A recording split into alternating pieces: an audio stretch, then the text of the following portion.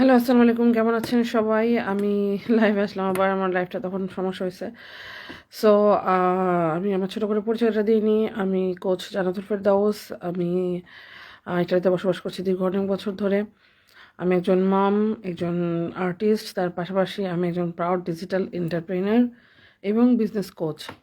আমি অ্যাকচুয়ালি বিজনেসটা করছি, সবাই অনেকেই জানেন হয়তোবা, যে প্রথমত আমার ফ্যামিলিকে সময় দেওয়ার জন্য, আমার নিজের একটা আইডেন্টিটি তৈরি করার জন্য, আসলে নিজে কিছু করার জন্য, এবং যাতে আমি বাসায় থেকে আমার বাচ্চাদেরকে টেক কেয়ার করতে পারি সেই জন্য,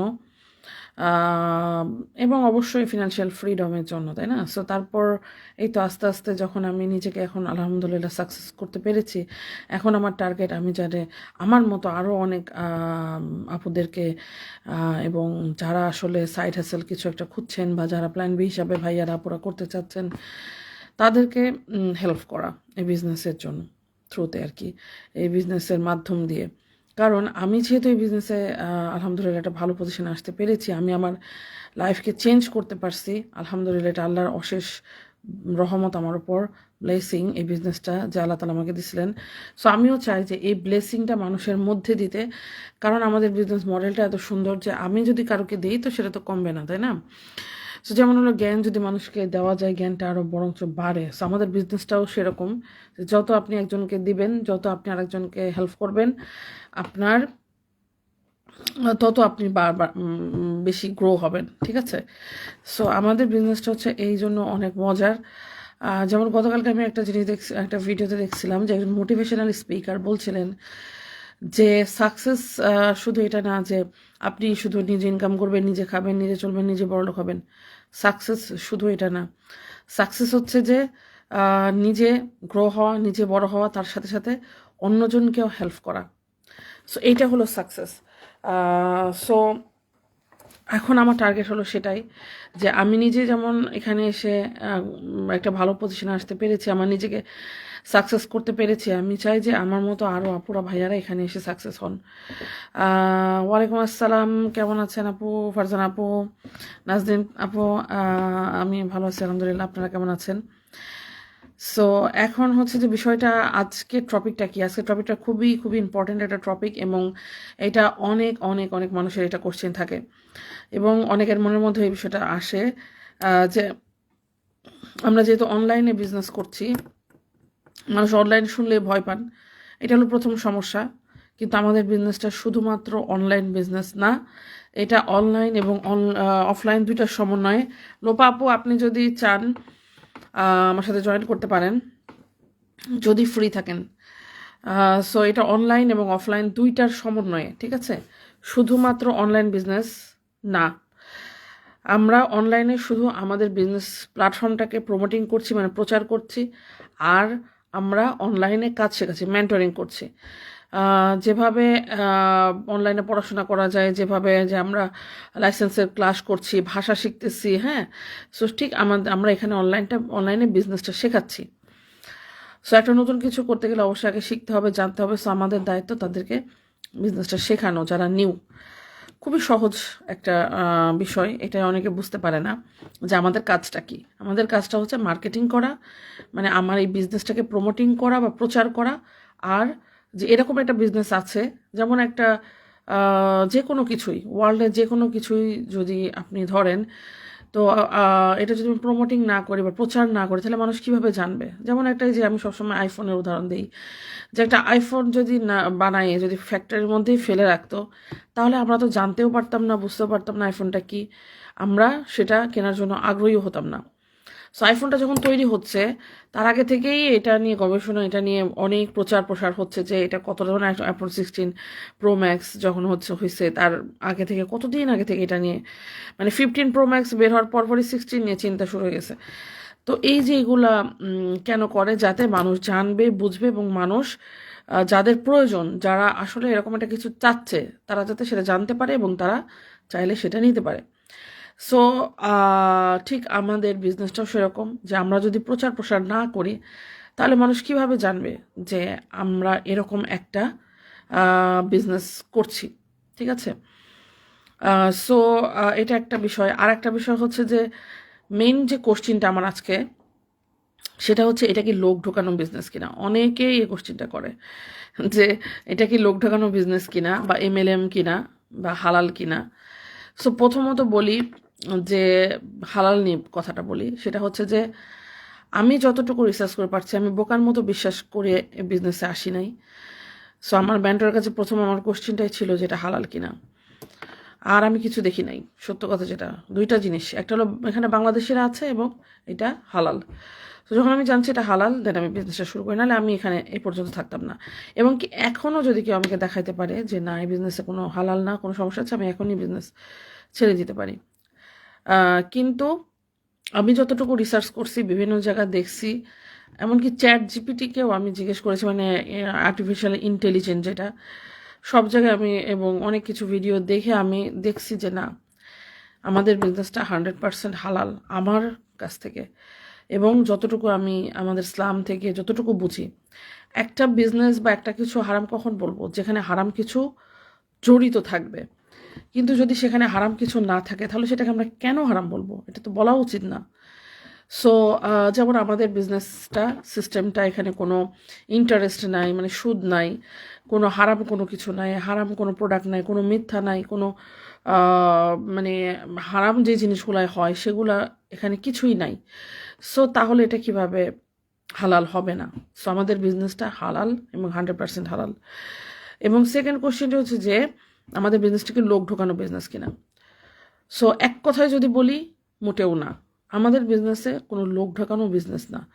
লোক ঢোকানো বিজনেস মানে হচ্ছে কি MLM টাইপ, যেটা যেটা হচ্ছে যে গুগলে সার্চ দিলে পাওয়া যায় যে MLM কী জিনিস, MLM কোম্পানিগুলো কী, সেগুলো অনেক আসবে। সো আমাদের এই বিজনেসের নাম ওখানে নাই। আরেকটা বিষয় হচ্ছে যে MLMটা কি, এটা একটা পিরামিড স্কিম। এখানে লোক ঢোকানো কীরকম, যে একজন লোক ঢুকবে, তার মাধ্যমে আরও 2জন ঢুকবে, 2জন থেকে আরও 4জন, 4জন থেকে 8জন, 8জন থেকে এভাবে বাড়তে থাকবে। এখন যে প্রথমজন যে ঢুকছে, তার পক্ষে 2জনের বেশি ঢোকানো সম্ভব না। আর MLM সিস্টেমে কি হয়, মানুষ ঢুকাইতে হবে, মানে মানুষের মাথার উপরে আপনার কমিশন হবে, বা মানুষ যতজন ঢুকবে আপনার তত লাভ, ইনকামটা তত হবে। বাট আমাদের বিজনেসটা এরকম না, আমাদের কোনো মানুষ থেকে ইনকাম হয় না। আমাদের বিজনেসেও প্রোডাক্ট আছে, কোম্পানি আছে, আমরা একটা জাপানিজ কোম্পানির সঙ্গে অ্যাফিলিয়েটে কাজ করি। সো যেহেতু আমরা ডিরেক্টলি কোনো কিছু সেলিং করি না, বা ডিরেক্টলি কোনো প্রোডাক্ট সেলিং করি না, বিধায় আমাদের এখানে বাইরে কোনো প্রোডাক্ট বা এগুলো দেখানো হয় না। আমরা ডিরেক্ট সেলিংয়ের সঙ্গে জড়িত না। আমাদের কাজটা ওই যে বললাম প্রথমে, মার্কেটিং করা আর নিউ যাকে তাকে শেখানো বিজনেসটা, এটাই হচ্ছে যে আমাদের কাজ। তো আমাদের এই বিজনেসটা মোটেও লোক ঢোকানো না। আমরা কখনোই কারোর কাছে যাই না যে আপনারা আসেন করেন, আর লোকের উপরে আমাদের ইনকাম হয় না।